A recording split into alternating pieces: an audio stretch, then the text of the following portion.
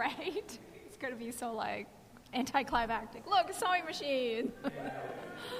Yay. But thank you all so much for coming. This is my first MAGFest. So, yeah, I'm very excited. I'm definitely not new to cosplay, though. So yeah, this panel, I will definitely be showing some slides, so please make sure that you're sitting somewhere where you can see them. There'll be some information popping up on there. Yeah, welcome to Cosplay, the Emerging Industry. My name is Yaya Han. I don't know if you guys have heard of me. Yeah? Okay, great. All right, anyway, I've been cosplaying for a really, really long time. So, yeah, I'm a designer, cosplayer, and author, and I have been cosplaying since 1999, actually, although this is a great photo to illustrate how I started, and that costume was from 2000. So yeah, I've been active in the cosplay community for 24 years now. And still really love it, and still really am very grateful that I get to be a part of it. And as a result, I know a lot about cosplay, and I know a lot about how the community and this industry was formed. So that's why I wanted to do a panel like that, to sort of, reminisce and also sort of highlight the advances and innovations that we've had in the last few years, or in the last multiple years, 2 decades. Cosplay has been my sole form of income since 2005. That's why I also have this other unique, perspective in the community. It's like I didn't just stick to cosplaying as a hobby, but I have tried basically just about every form of monetization or however career path that you can in cosplay. So it's just like an area that I have a lot of knowledge in. In fact, so much that I even wrote a book about cosplay, and some of you may have read it, some of you may have heard about it. Yay, okay, one person, great. But yeah, it's called Yaya Han's World of Cosplay, and it sort of chronicles my journey in the last 2 decades of cosplaying, as well as how the community developed. So you're gonna get kind of a little more abbreviated story. So first, I wanted to throw back and look at the last 20 years of cosplay so that we can see how the industry emerged. So let's take a trip down memory lane and look at what cosplay used to be like in the 2000s, in the aughts. Hands up, who was cosplaying in the aughts already? 3, 4. Okay, 4 hands. That's not bad. 4 or 5 hands. So yeah, some of you may remember, and you might get a real kick out of this section then. So what was cosplay like in the 2000s, which was also when I started, and I was just an amateur then. So first of all, cosplay and costuming were 2 distinct terms. They were not one and the same, and there was like some tension between like the younger cosplayers that were just very exuberant but very amateurish, and the sci-fi costumers, the ones that do the historical costumes and the Star Wars costumes, and they had like more money, more resources, more experience, and they were just like, who are these youngsters on the scene, and why are they running around in these weird color-blocked outfits? So I also definitely, like, as a teenager back then, I sort of felt like there definitely was a class divide between, the historical costumers and the cosplayers, and that's definitely something that we need to acknowledge. But we also didn't have social media in the 2000s. We had a mailing list on Yahoo called COSP, and we had forums, like individual, literally like forums.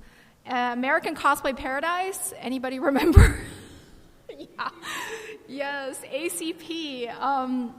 That was like the only side where you could really upload your costumes and, form connections with other cosplayers. in the 2000s, we also had a serious lack of resources and information. Like, people just did not share how they made costumes because nobody really knew, how to do it. And it was like before smartphones, so you couldn't really even record how you made costumes.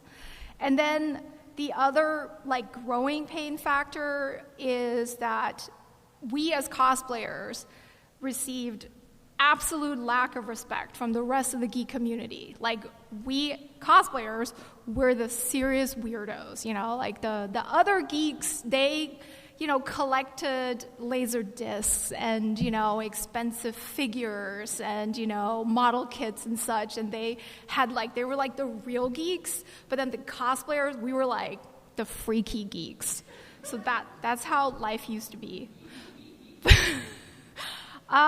Very quickly, I just want to also share the materials and tools that we had to work with in the 2000s. Spoiler alert, we had literally no idea what any of us were doing. So we had just costume satin and just whatever fabrics we could find at Joann or Walmart, thrifted curtains and bed sheets. Armor was made out of paper mache or cardboard. And then wigs. We had no wigs. We just had Halloweenish wigs, or we had to wait months for a wig to arrive if it came from a fashion wig store.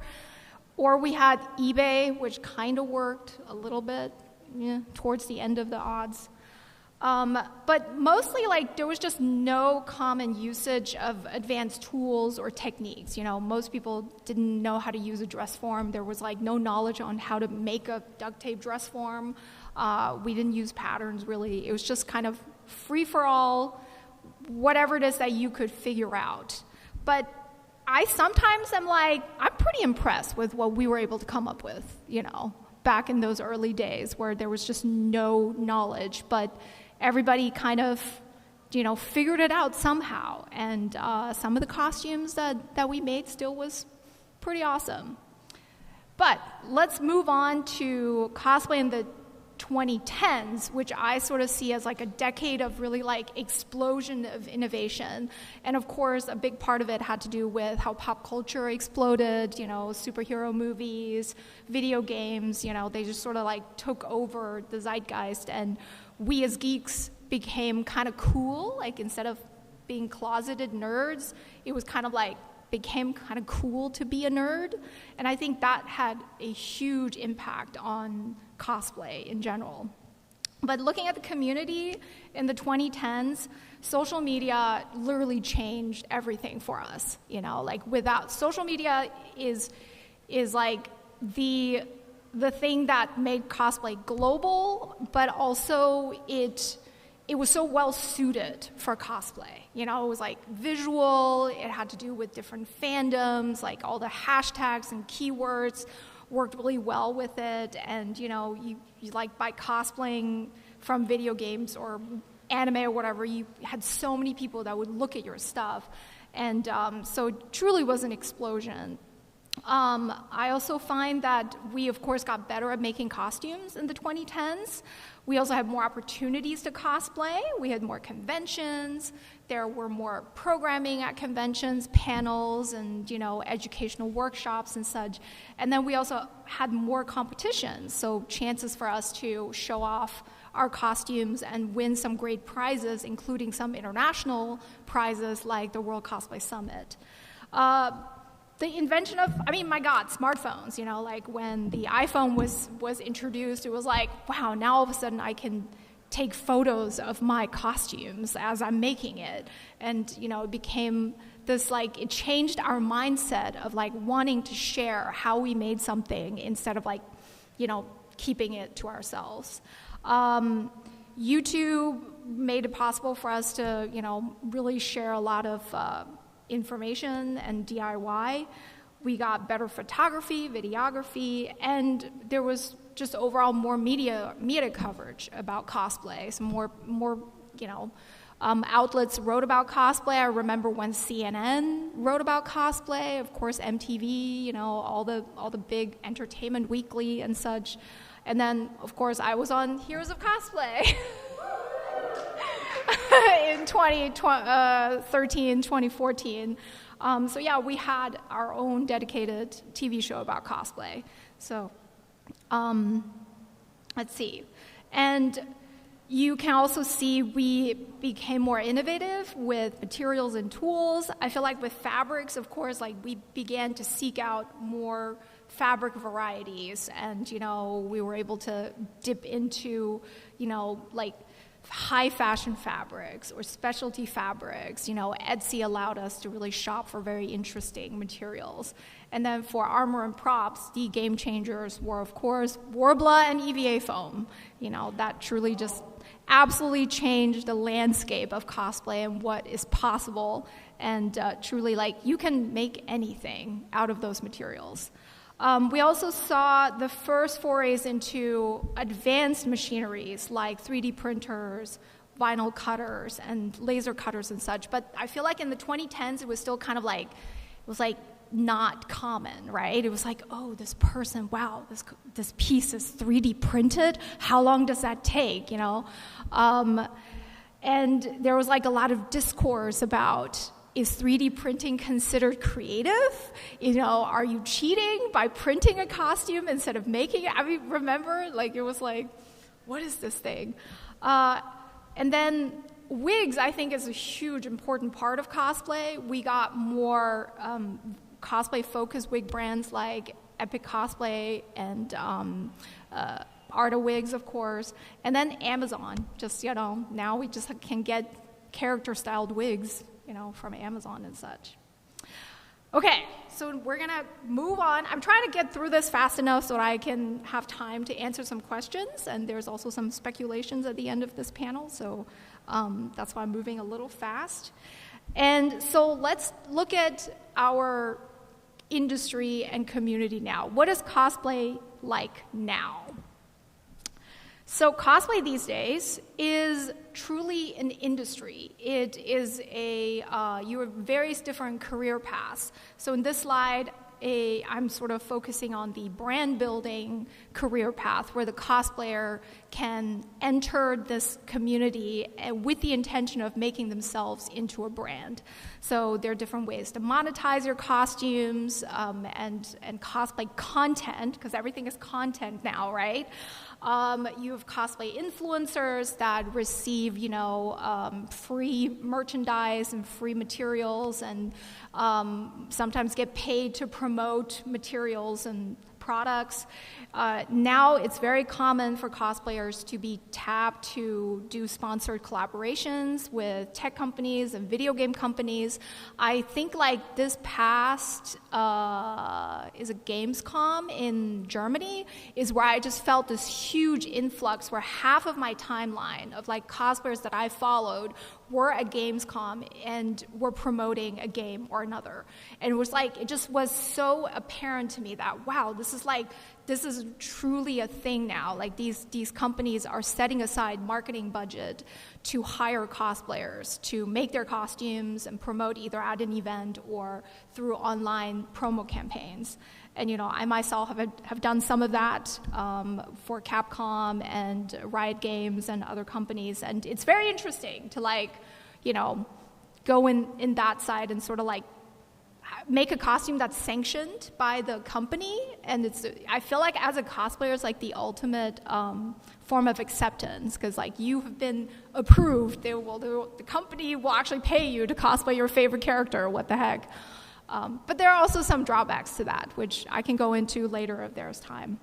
A important career path to mention is also lewd cosplay. I feel like we've gone through so many different variations, sexy cosplay, adult cosplay, whatever.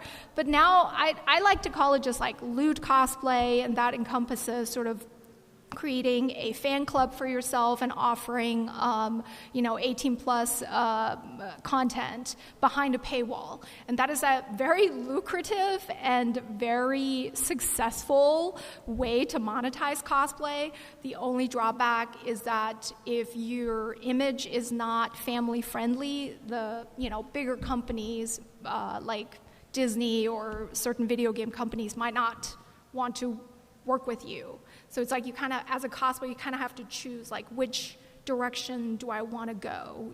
Do I want to do lewd cosplay and make a ton of money, but then I will never be able to really represent, a Disney princess or something?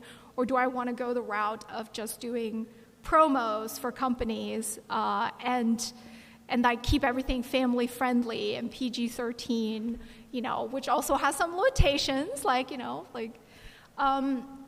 there are also a lot of cosplayers who are brand ambassadors now and promote entire lines of products or companies. We have one sitting over there, Desi, promotes for Bernina, and also product designers, and that I'm one of them. I design products for cosplayers. So on the sort of like crafting side, we also have a really beautiful community now, which I find very, very exciting. We now have truly a DIY culture. Like, we've gone from people sort of keeping the techniques sort of close at heart to now it is actually really profitable and lucrative to share your techniques, because you can turn them into how-to books, tutorials that will garner views and therefore ad revenue. You can make patterns, templates, 3D models that people can purchase, and you can, really like tap into the do-it-yourself aspect of cosplay. Of course, widely available online shopping has also made it possible for us to just like think of a character we want to do a week before a convention, or sometimes even like 5 days before a convention, and just order everything and bam, instant gratification. We have a huge ready-to-wear costume market now. Like, nowadays, if you don't want to, you don't have to make a costume, Of course, there are drawbacks to the ready-to-wear costume market, because they'll only be popular characters in limited sizes, and, iffy quality sometimes. But we also now have a second-hand cosplay market. I think that, to me, is really impressive, that we have so many people with so many costumes that now, if you wanted to, you could just buy second-hand costumes, and, you don't even have to buy new costumes anymore because there's so much turnover. So, long story short, it is easier than ever to cosplay, and that's pretty exciting. In terms of the quality of costumes, hobbyist-made costumes can reach Hollywood production quality. That is insane to me. Like, as an example, on here I have put Amazonia Cosplay, who is a cosplayer from the UK, and she spent 3 years recreating the Sansa Stark, Queen of the North dress from Game of Thrones. Like, she sourced the same fabric. She did metal smithing for the chest plate and all hand embroidery for, all the autumn leaves and such. Because, in Hollywood studios, they have a entire slew of people, like 50 people working on costumes, sometimes over 100. But cosplayers, we just, from our tenacity and from the availability of materials and from the knowledge, the fact that you can learn these, true techniques, then we have the ability to just recreate that costume. It just will take years and will require a lot of blood, sweat, and tears and money, but it is possible for a single amateur crafter to make a Hollywood quality costumes. And I have spoken to some Hollywood costume designers and such that behind the scenes, they don't quite know how to feel about that. It is a little bit weird to them that fans have so much dedication that they can actually recreate their costumes. And I've spoken to designers that are wanting to think of more complicated ways to make costumes so that it's harder for us to recreate. I'm serious. I've spoken to people like that. So they're recognizing us. They're seeing us. But on the other hand, I think it's really cool that some cosplayers have moved on, used cosplay as the springboard to get into theatrical and film costume design. So they work on, movie sets now, and they are making costumes for TV shows. And it's pretty awesome that, there's like that type of cross synergy. So I just wanted to highlight some of the like true innovations that I think have, like are very important that make our lives easier as cosplayers these days. 3D modeling, 3D printing has become so affordable and so easy to use that, most people are able to utilize it if they wanted to, There are free programs like Blender, and 3D printers are really like not that expensive. You can get one for a few $100s, and just the time that it saves you from having to do R&D is pretty incredible. And then there's such a robust market for ready-made files, as well as people who will make files for you. You can commission people to custom 3D model something for you. That it just feels like anything is possible. Like the first time that I saw 3D printed chainmail, I was like, this is it. Like like you don't ever have to make chainmail anymore. You can just print it. What? So it's pretty awesome. Another very prevalent tool I feel like is heat transfer vinyl. Everyone has either a Cricut or a Brother ScanNCut, or I used a Caesar brand cutters, but it is very easy now to utilize heat transfer vinyl and create large scale designs on your costumes for pretty affordable. A lot of these techniques, I feel like, just require you to actually have graphic design abilities. So if you're in school, learn graphic design, because graphic design and engineering, that's going to literally help you more as a cosplayer than any other skill, I think. Yes, Inkscape is a free graphic design software. I also have been using Inkscape, and I'm just like, why is this so much better than Illustrator? Like, what is wrong with it? I paid for Illustrator for months, and I was like, what is this? This is dumb.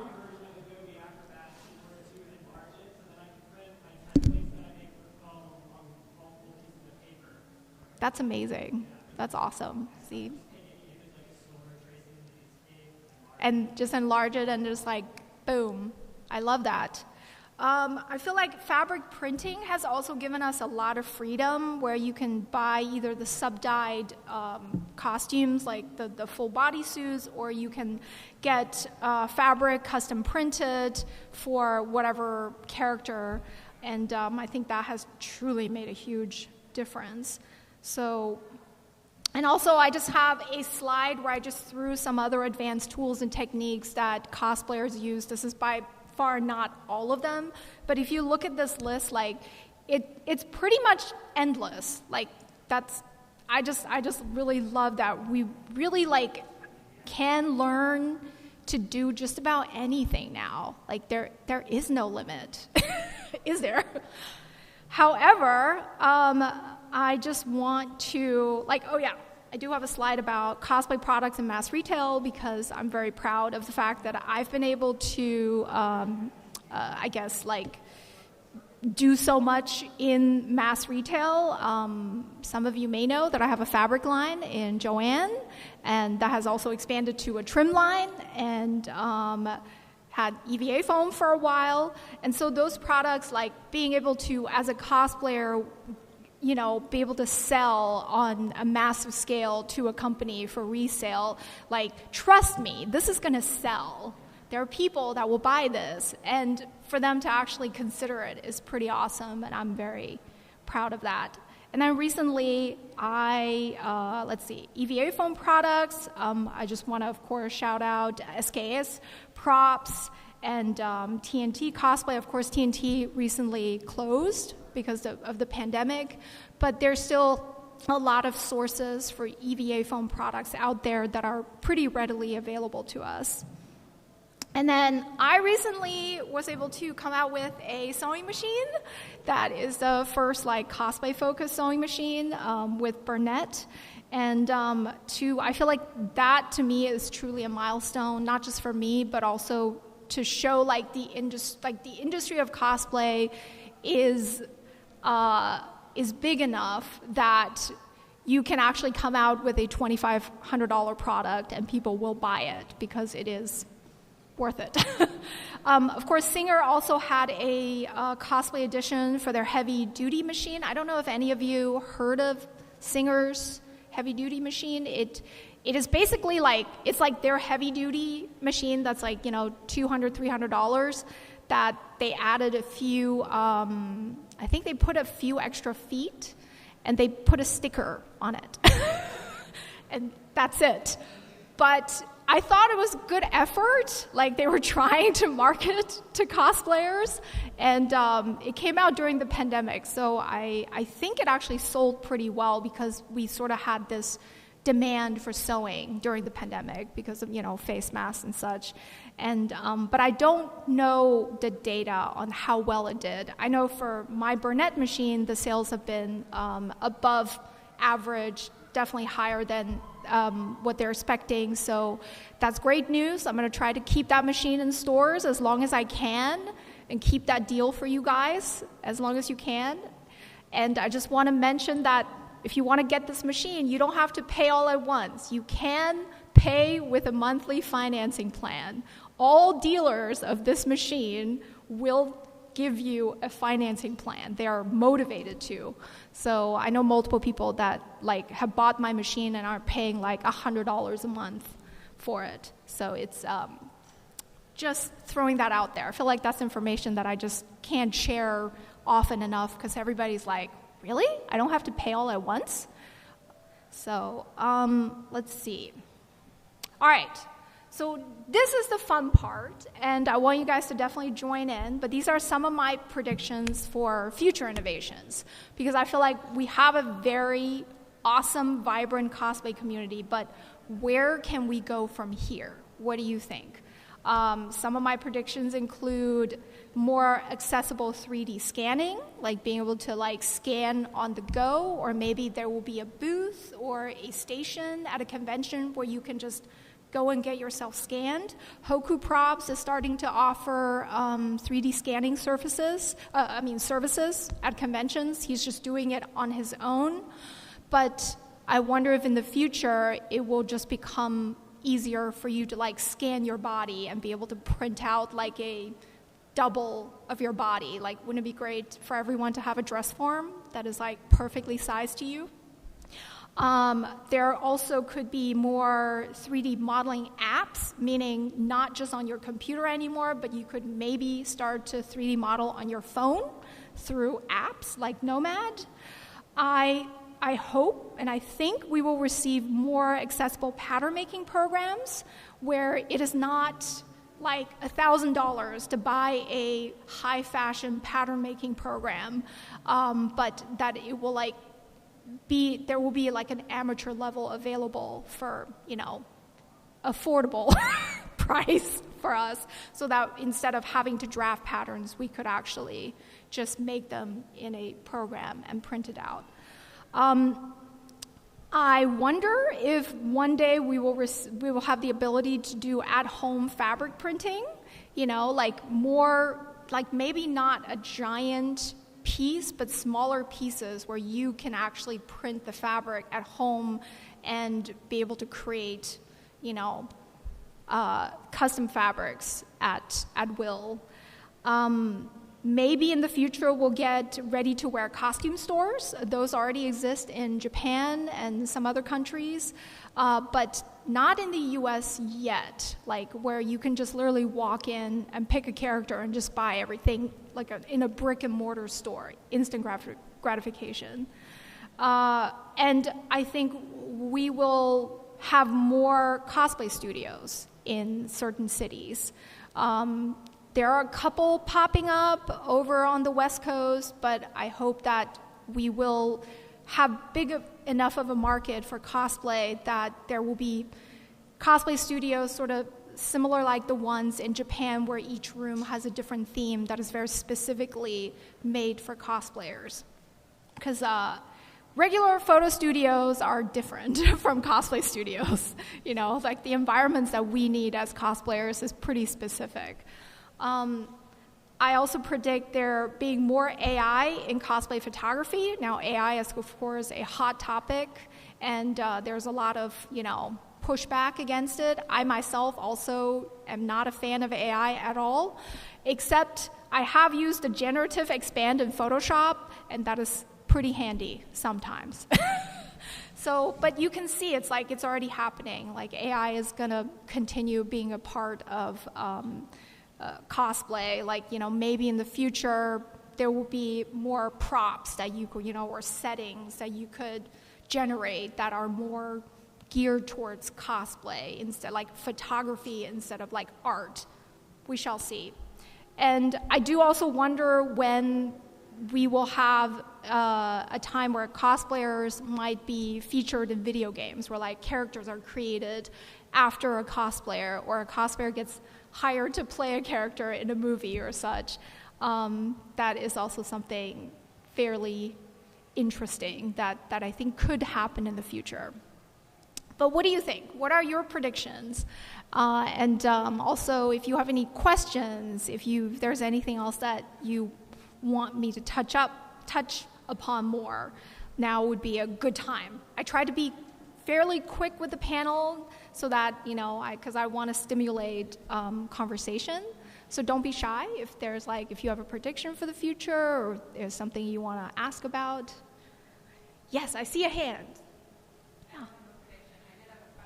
Mm-hmm. I know everyone does not like the person who gives an anecdote before asking a question, but for a little context. So I recently cosplayed in Japan, which is very cool, and it's something that I wanted to do for a long time. Mm-hmm. But I'm really anxious about it because of sort of the cultural differences and sort of the almost reverence that people have for the characters that they cosplay there, which you see here in the U.S., but not to the same extent. Mm-hmm.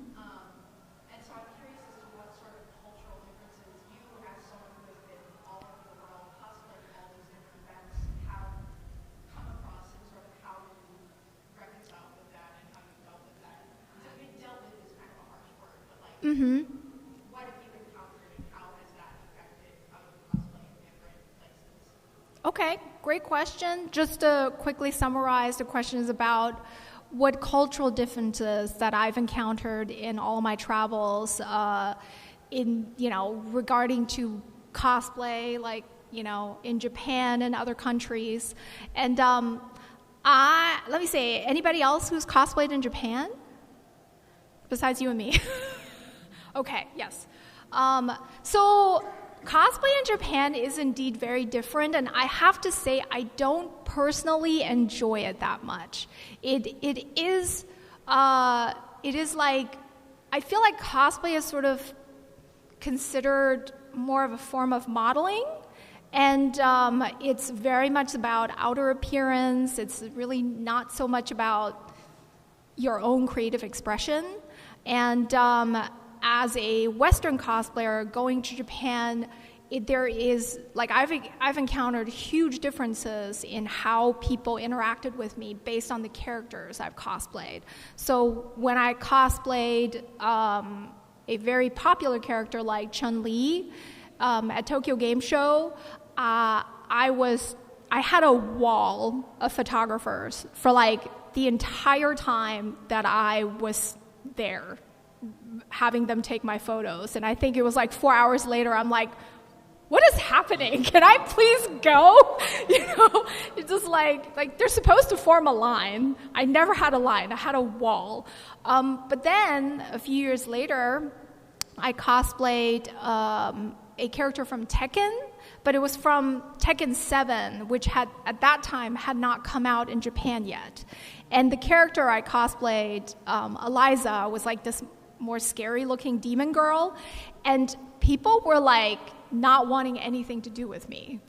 Like, it was like so incredibly like unpopular because they couldn't associate it. Like, they didn't know the character. Whereas I feel like here in the US, it's kind of like, even if it's a game that hasn't come out yet, like, you still like are a fan of it or something, but over there it truly is like, it has to be current. It has to be like the thing that they know, or else they will not interact with it. Like, it won't matter what you look like.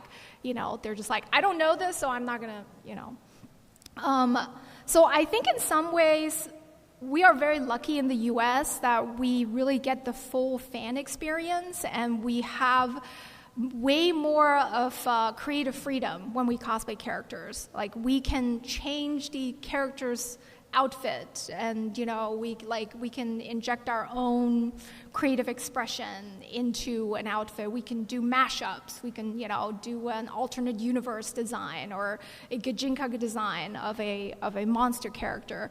Whereas in countries like Scandinavia, in Scandinavian countries, it is all about accuracy. It's like, if your costume is not accurate, you're not winning any awards, and you are a bad cosplayer. Okay, it's maybe not that harsh, but it feels like that sometimes. It feels much more limiting and much more like comparing the reference, at judging, literally comparing the reference to the person. And whereas here, it's way more about expressing the character and getting the vibe of a character across. So I think in that sense, we also just but we also have a very unique culture, very diverse culture with many different ethnicities and people from all walks of life. Whereas in homogenous cultures, it's these standards are more rigid, So I hope that with time we can continue to sort of spread the U.S. style of cosplay. That's what I do. I travel to a lot of countries, and I come in and I judge contests, and I fight with the other judges and bring my U.S. opinions in here, and it's but that's really what it takes, is because it's in my mind, cosplay should be, as limitless as possible, right? It's everybody wants to express themselves, whether they feel like they need, whether they love being accurate or not. There is, at some point, you're going to want to express yourself and, maybe add more details than the character has. And that in some countries is kind of, not appreciated as much. So, yeah? I want to give you a microphone. There is a microphone. Oh, Sorry, I'm very soft-spoken, everyone. So one of the things that I was thinking in regards to that conversation and talking about American style of cosplay is more design-based cosplay competitions, because right now, to my knowledge, all I can think of is Her Universe. Her Universe is the only one, pretty much. I'm an East Coast cosplayer, so that's a pretty hefty investment. So I don't know, I feel like in the future we're going to see more design-oriented cosplay competitions. I love that. Yeah, I think that's a great idea, and we do need that. Yeah, we should put that in some organizers' heads. Yes. There we go. Thank you. All right. I know who next. I think I saw your hand earlier too, or your yes, with the yeah. Oh, sorry, I'm gonna make you guys talk into the mic. They even have a sign that says "Speak into the mic." So if you want to say something, you're gonna have to come to the mic. So, I wanted to talk about some of the predictions, especially in terms of AI, because I am currently training to become a cybersecurity specialist. Ooh. And Whoa. obviously AI is very big for tech companies, but even companies that have nothing to do with tech are at least employing AI to some degree. So I certainly agree cosplay studios and just stores even are going to be more prominent, but I mean that's already prominent online for websites like Cosplay Sky, where you can send in your measurements, get something custom made, as well as there are a lot of cosplay shops on Etsy, and that's just even just for pieces. Etsy is such a gold mine for cosplayers, because especially with it's centered around handmade goods. As long as Etsy doesn't strangle the creators too much with their cease and desist letters. Yeah, there's that. So Yes. Anyway, a lot of companies that have nothing to do with tech that are still using AI mostly use it for marketing prediction. What's going to become the latest trend? What's the best approach to take for getting the most customers? They learn from the statistics. The AI learns from the statistics of the customer's purchases, and that's later used to make predictions. So I I feel like that's where AI in terms of cosplay is generally going to go, especially as cosplay studios become more and more prominent in both in person and in e-commerce. Because that's, like I said, that's usually where most companies that don't have anything to do with tech usually use AI for. They use it for marketing prediction to help. I think that's a great point. And I'm okay with AI predicting what's the trends of cosplay and such. I just don't want AI to like replace the costume. Like I have fears of AI becoming so good at some point that you can just generate a costume. Like, I'm like, I'll use it to generate the environment or like expand the environment, but please don't let it ever like replace the actual costume. So, You started a line. Yes, thank you. Yeah, absolutely. Love it, thank you. I know. Love it. I wonder if we might be able to combine the two conversations we've been having between like predicting future innovations and this like cultural differences. When it comes to cosplay classes, because I know having a class in of itself is not necessarily an innovation, but you've been talking about costuming classes and having. Oh my gosh, that's amazing! See, that's the thing. Like, I didn't know that. I did theater, and all I knew was costuming, but I didn't know cosplay. Yeah, so I think that could be such a cool thing to be expanded upon in the future and bring that educational aspect across the world. Yes. Do you want to? Yeah.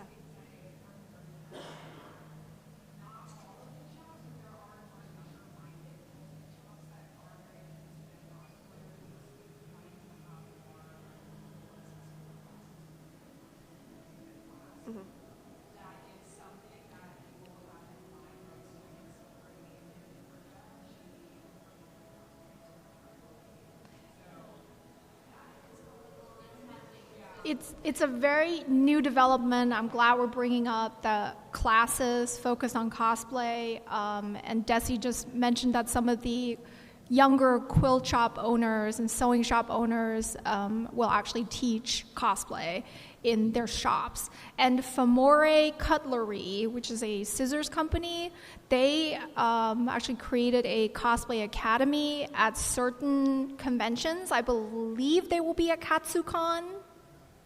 I believe. Not this year. Okay, not this year. But they were at KatsuCon last year with classes that are hands-on workshops where you pay a small fee, like $35, and you have a kit and you can like either walk away with a project. They do that, but it is truly a very new development and certainly belongs on this list. I'm glad that you brought it up. But I feel like we're...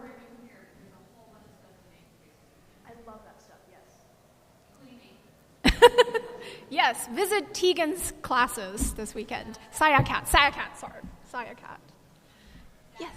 First, just thanks for everything you've done for this community. I mean, Heroes of Cosplay is like how I even found out that cosplay existed. Yeah? And in my first con, like it made me go to a Comic-Con. Yes! So thank you so much. Yes. So I'm a Makes me huge happy. engineering nerd, so I want to know what is like your favorite niche skill or weird tool that you've gotten to like figure out how to use to make something, very specific on a cosplay. What is my favorite niche tool? I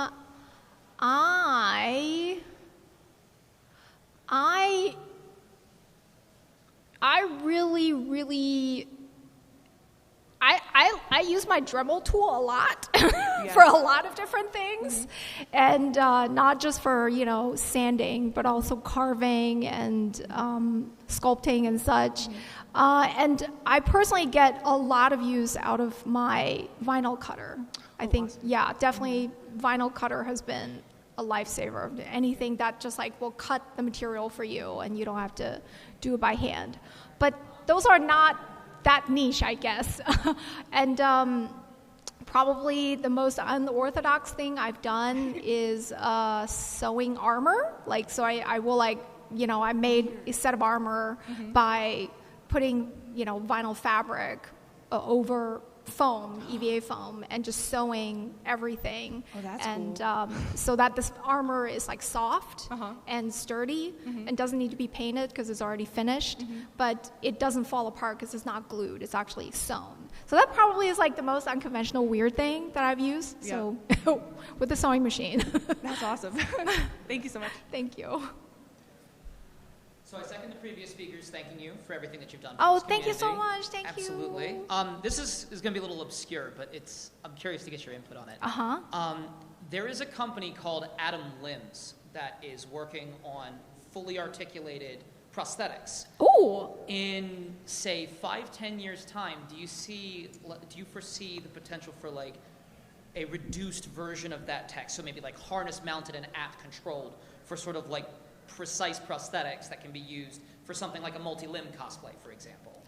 Absolutely. I feel like that I definitely can see happening,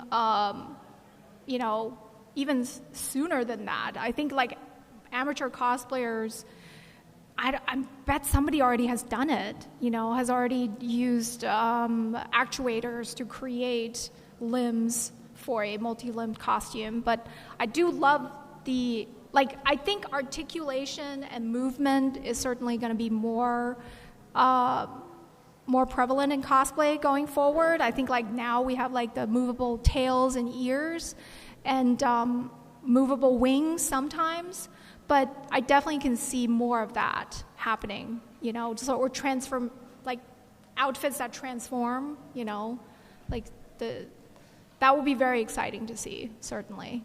So. Thank you. Thank you.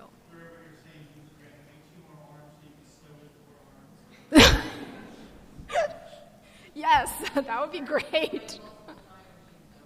Oh my God. I already have multiple sewing machines going, but only 2 arms, sadly. Start up your sewing farm. So I have another prediction that's sort of maybe a little bit self-serving. Makerspaces. I know we touched on it a little bit. I am a cosplay steward of a local makerspace in Northern Virginia, if anybody's local, Leesburg, Makersmiths, we're downstairs. But we're building out an entire room just for cosplay. We're creating a whole workspace, and then you get access to all the other tools that we have, like all of our 3D printers, our laser cutter. And I think it's starting to happen, but I hope that it explodes just so that everybody has access to those tools that we're like, if you live in an apartment, you're never going to be able to have a laser cutter. They're also just really expensive. Yeah. So it's something I hope for, but yeah. Absolutely. I think makerspaces definitely should be utilized way more. I feel like they have been around, but the issue is that I don't know if there's a central place where people can find them. It needs to be through word of mouth or meeting somebody at a convention, or you said you have a booth downstairs. We're in the so makerspace. Yeah, yep. So obviously if you are local, you certainly should seek them out. But is there a way to find your local? I think that is almost like what's disjointed about cosplay nowadays, is that the sharing of information is so random, and social media is not a great place where you can search for things. So, I kind of wish that we had a more central way to catalog all the resources and, make them more available to people. But yes, I also hope makerspaces will become more popular and be utilized more. Yeah. So thank you. Yeah. Hi, I love your outfit. It's so cute. You. Well, first off, I'm a big fan. And, Thank you. I work at Joanne, so I get to deal with your beautiful fabric.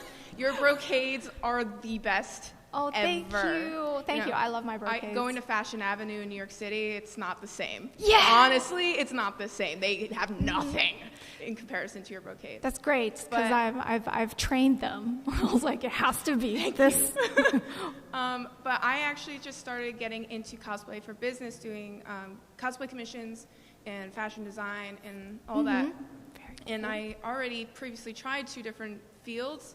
I have a degree in music performance and performing arts. I tried going for a medical field, and then I decided to go with cosplay because it's something I just absolutely love, and doing it makes me happy. Yes. So I have 2 questions with that because I'm just starting out. I'm pretty comfortable with the arts aspect of it, with sewing, but the business end of it is obviously something I am lacking the confidence in. So I was curious if you had any advice on like that aspect of it, things that you think would help the most in that. Business, yes. The whole I do a business panel sometimes, and my biggest advice to you is actually to make a website. Like, yes, promote on social media, but make a website, because that is your spot to collect all the information, so that if anybody who has heard about you or your service can go to one place and very easily see everything that you offer and be able to contact you. I think one of the reasons that I've been successful in cosplay is not because of the costumes I make or how long I've been doing it or how I look in the photos. It's because I've had a website since 2003. Like, it's just like, it is a central place where all the companies, anybody who wants to hire me, wants to work with me, can go, and any conventions that want me will go and be able to see my entire body of work. So that's what I recommend, actually, is to use Squarespace or Wix and make a website and build the website into your business model. Thank you. I have one more question. Mm-hmm. It's kind of an idea that I've been kind of developing. We have Cosplay Commission, or whether it's sewing or crafting, and I was wondering the plausibility of the idea of cosplay tailoring, because I have an apprenticeship with a tailor shop, and that was what got me into cosplaying to begin with, like making my own cosplays, is that it's either you can't find the costume because it's too niche, or it doesn't fit, or you don't like the quality or how it was made. So I started making my cosplays to fit me from the start, to be perfect from the start. So I know I wasn't the only one with that struggle, but not everyone can afford a fully commissioned costume. Right. So I was wondering what the plausibility of that would be. So you would want to offer a tailoring service? You would, like, somebody can bring a costume and you will tailor it to them? Or would you want to share your knowledge of tailoring and teach other people how to tailor? Because both could be in demand. Because my idea was going to conventions, having a booth, and offering up that service. I'd have like a curtained off area. Wow. Where a person could go in. I can pin it in place. They give me their contact info, their address. I tailor at home and send it to them. That is actually a really innovative service. I think that's a great idea. I think it definitely, like, it would require some time to communicate to people so that they can think ahead and bring a costume to you, and take the time out to actually try it on with you. But I definitely think there's some demand in that, because like that certainly, I hate altering costumes. Even I know how to tailor, and I hate it. Tailoring is not as fun as making something from scratch, but for people who want their costumes to be really good but can't afford a full costume being commissioned, I thought that it would be I like that, and I think, like, again, if you have a website and you have like somewhere that really like puts all the information in one place, that will help you a lot in communicating it, because any new idea is going to take a while for people to get used to it and to become open to it. But I love how like out of the box you're thinking. Very cool. Thank you. I wish you the best. Thank you. Hi. It's nice to meet you. Is that a seal? It's a little, what is like, it? baby bird. Oh, it's a bird. I don't know. It's a Plushie, bird. there's just like nothing like them. They're love perfect. Orby, yeah. Anyway, thank you for holding this panel. I'm more of a hobbyist, but I love Warbler and foam crafting. I'm more into the Warbler than the foam, and I usually use foam as base. I remember when it kind of first became more popular, and it was a huge thing online, and cosplayers, it like blew their mind to work with it. Yeah. I'm wondering, what was your experience starting out with Warbler? Because mine was super shaky. It was really, really crazy. Using heat, burning my hands, had no idea what I was doing. But over time, I developed more skills. I'm also wondering, I'm always looking for ways to elevate my props, right? I really like weapon design. Smoothing out the Warbler, and if there was one tip or trick to kind of elevate my Warbler work, what would you recommend? if there's something to elevate your Worbla, Mm-hmm. yeah, I definitely took to Worbla pretty well. I also was learning from cosplayers who were using Worbla a lot, so I had hands-on teachers, and that could tell me what to do and what not to do. And but I think these days the biggest drawback to Worbla is its cost, and Yes. it's just there's such a big cost difference between foam and Worbla that sometimes it's just easier to use the foam, from a cost perspective. But durability-wise, Worbla is, I think, still very important, and I still use it for certain parts. But the thing that I think elevates Worbla the most nowadays is there's so many more ways to prime and finish it. I think it used to be that we really just had to do the glue, whatever the glue, a bazillion, or Mod Podge, a bazillion layers, and now you have really good spray primers, and you have items like Hexflex that will really help you make the surface very smooth and ready for painting, and that is definitely worth. Do you have a particular into. type of Worbla that you like to work with? Do you just do the standard? I like the black Worbla. Black That's probably my Worbla. favorite. I used the pearly this past week, and I liked it. Yeah. It's very smooth, but yeah, I was kind of curious. Very Yeah. cool. Very cool. Okay, we have 5 minutes left, so let's try to get through. We have 2 more questions. Let's try to get through them very quickly. Hello. Hi. Hi. Thanks so much for being here. Not a problem. So I was thinking more about that ready-to-wear costume stores idea, and honestly, I could see that working. It would just follow a similar business model to Halloween costume shops, like one in Delaware, where I'm from.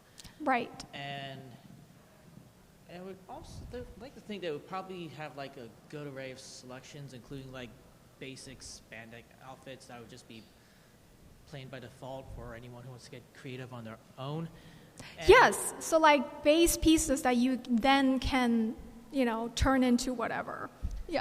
And also taking ideas of some of the prior panelists who asked about the having someone commission it for you, or have a one part cosplay studio and also a workshop where you learn how to actually create some of the more finer detailed types of designs for your cosplay.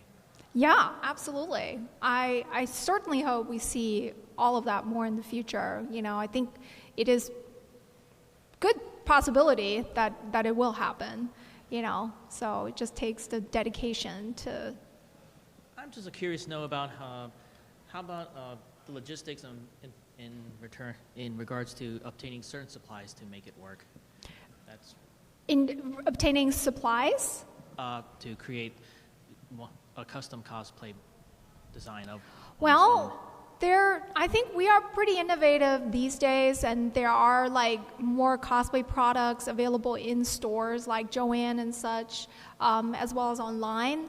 And so, but as a cosplayer, you really need to seek the information. You have to have this willingness to, read and listen to tutorials and try different materials out, because it's all out there. It's just you have to be willing to try it and really be open to it.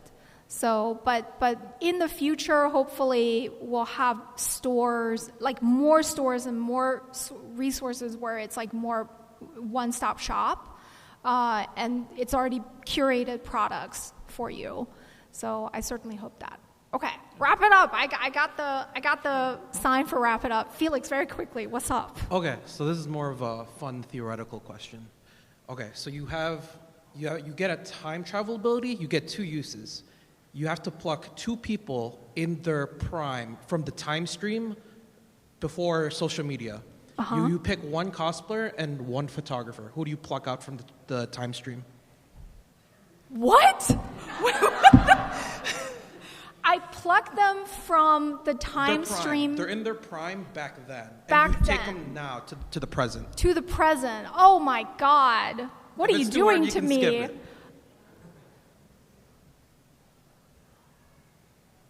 I can't answer that. Not with They the can pressure be of them a looking at me cosplay like bestie or a I'm cosplay running. rival from the past. What? They could be like a cosplay bestie or a cosplay rival who's not around anymore. But you can skip. I'll tell you in private. How about that? Okay, but you have definitely you've put the pressure on me now. I think we have to wrap it up. They're looking at me like. Question. I know cosplay. It's very hard to be successful in the cosplay industry, and I was wondering like, what has been the most difficult part of like your journey in becoming garnering your all success, and how did you overcome that? Oh my gosh. Okay, we'll wrap up on this question of like, what was the hardest part of my journey? My journey is still ongoing, and the hardest part is that I have no idea how it's going to turn out. And I have a lot of anxiety often whenever I try something new, because I'm usually the one that tries it first. So like, I call myself the guinea pig of cosplay, because I'm usually the first to like launch a new product, like with the sewing machine. I'm like, oh my God, I have no idea how it's going to turn out. And so it's just a lot of like in my head and trying to be open to what the community, like what I know of the community. Like I'm confident in that I know the community because I talk to you guys every weekend. I see you every day online. I know what cosplayers want. That's the only thing I know. But then everything else, I have no idea what I'm doing still. So that's the hardest part, is the uncertainty. Right? Yeah, a lot of risk taking. But thank you. Yeah, thank you so much all for coming. I really appreciate it. This was super fun, and I love the participation. And yeah, please, I'll be around for the rest of the weekend. Don't hesitate to come up to me. And yeah. I love my gay Neopets. They're allowed to be gay now.